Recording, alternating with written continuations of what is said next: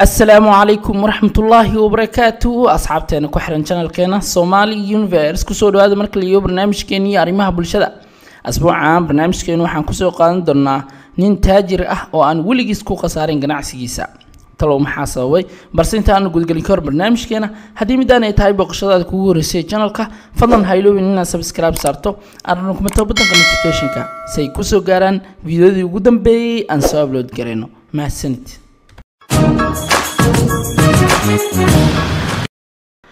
أصحابتنا شرفت لأي كحرن channel كان Somali Universe وحين كعصنا إناد بوقتان channel كولالكين I am جمال official وحرجيني إناد كل دونتان فيديو أد وحيس بدن أو كوحي سجلية إن وحكا عصنا إناد سبسكرايب لهذا سيدا كلنا أدركم التبطن notification كا سيكوسو قارن فيديو دي قدام بي وسو أبلود قريو وهم سنتين أصحابي هران وقلنا برنامج كنا waxaa jiray nin taajir ah oo mar walba saaxiibadiisa ku dhihi jiray wali ma dhicin inaan ganacsi galo oo aan ku qasaaro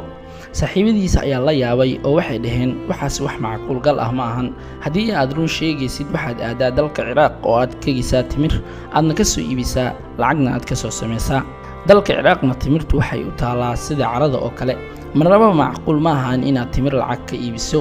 waxa uu dhahay waan aqbalay waana ka soo baxi doonaa balantaasi waxa uu iibsaday timir wuxuuna aaday magaalada Baghdad ee dalka Ciraaq waxa la sheegaa in qaliifka xilligaas joogay Baghdad uu aaday dalxiis gabar uu dhalayna ay horay u raacday markii ay soo laabteen ayaa waxa ka lumay katiinad qoorta ugu xirneed oo dahab ahayd gabadhii ayaa oysay qaliifkii ayaa amray in la soo raadiyo dahabkaasi wuxuuna ballan qaaday qofkii keena inuu siin doono abaalmarin weyn una u guurin doono gabadhiisa ninkii taajirka ahaa markii uu soo galay magaalada ayaa waxa uu arkay dadkii oo si waali ah wax u raadinaya markaas ayuu weydiiyay maxaa idinka lumay kadib ayay u sheegeen sida ay wax u jiraan ninkii ugu weynaa ragii ayaa yiri waxaan soo ilaabnay inaan soo qaadano raashin haddaan laabanana waxaan ka baqaynaa in dadka kale ay nagu hormaraan oo dahabkii ay naga horgeeyaan markaas ayuu ninkii taajirka ahaa ku yiri aniga ayaa idin haya timir ee ma iga iibsanaysaan kadib ayaa laga wada iibsaday timirtii kadib ayaa wuxuu yiri waa kan waan ku guuleystay shardigii ninkii sheekadiisa ayaa waxaa maqlay qaliifkii oo la yaabay qof Ciraaq timir ku iibinaya oo haddana ka faa'iidaya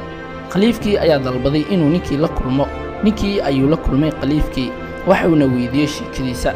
kadib ayaa waxa uu ku yiri qaliifow aniga waligay kuma qasaarin ganacsi aan galay qaliifkii ayaa waxa uu weydiiyay sababta kadib ayuu yiri qaliifow aniga waxaan ahaa wiil faqiir ah oo agoon ah hooyadeyna waa xanuunsaneed maalinkii oo dhan waxaan u soo halgami jiray inaan soo helo muufadeeda iyo muufadeyda markii aan gaaray da'da 20 sano ay hooyadeedu soo dhawaatay geerideeda kadib ayay gacmaheeda kor u taagtay ayadoo igu duceynaysa inaan ku qasaarin adduunyadeeda iyo aakhiradeeda allahna uu ii guuriyo gabar reer boqor ah iyo in caradaan uu ilaahay ugu bedelo dahab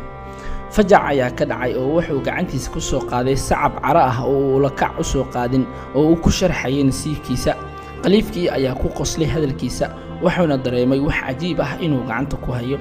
markii uu sidaa u fiiriyayba waatan katiinadii gabadha qaliifka oo dahabka ahayd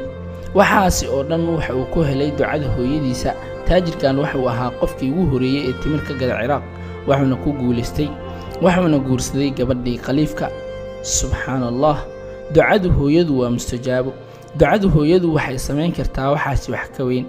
Allah ayuu nagu arsaaq inaan baariyaal u noqon hooyooyinkeena haday dhinteena Ilaahu u naxariiso oo u dambi dhaaf saxaabe waxaan ka rajeynayaa inaad la wadaagtaan qisadan qof walba oo kamid ah asxaabtiina mahadsanidin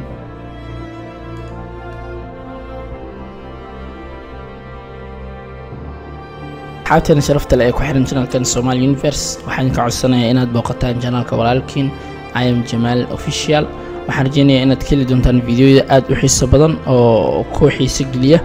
إن وحكا عصنا إناد سبسكرايب لهذا سيدا كلنا أدركم التبطن notification كا سيكوسو قارن فيديو دي قدام بي وسو أبلود قريو وهم سنتين أصحابي